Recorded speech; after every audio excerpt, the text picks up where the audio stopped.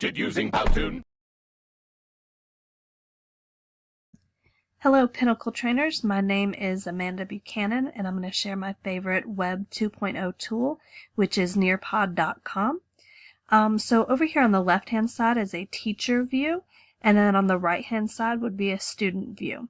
So I've selected my presentation that I want to share with my students, and you'll see that there is a code over here on the left that I would put on my smartboard to share with my students.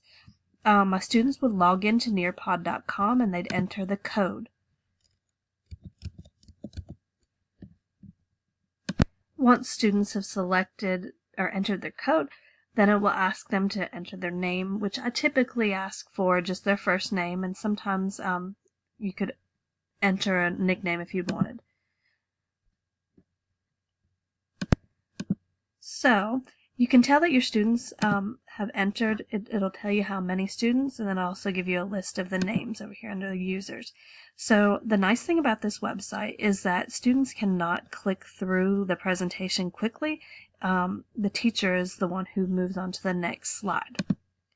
So as I move, the student's screen moves as well. I like to typically start my presentation with an open-ended question. That way I can see what my students know. So, why do living things eat? Students would submit an answer, and over here on the left-hand side, the teacher view, once their answer is submitted, the teacher will see it. One thing that I really enjoy doing is I'll look through my student answers because it'll show every answer, and then I'll look for ones that I really like and I can share them with the students so they can see what I'm looking for. Then I can continue moving on through my presentation. I can add websites for the students to get more information. A tool that I really like is called Drawing. So it says, using the drawing tool, create a food chain that includes you. Remember to start with a producer. So students can just draw using their pen. However, a nice thing is they can add an image using Google Images. So let's say I wanted to add a snake as part of my food chain. Students can select the image, make it bigger, make it smaller, and then send it to the teacher. All student responses will be over here on the left for the teacher view. Again, this is something the teacher can share with the students.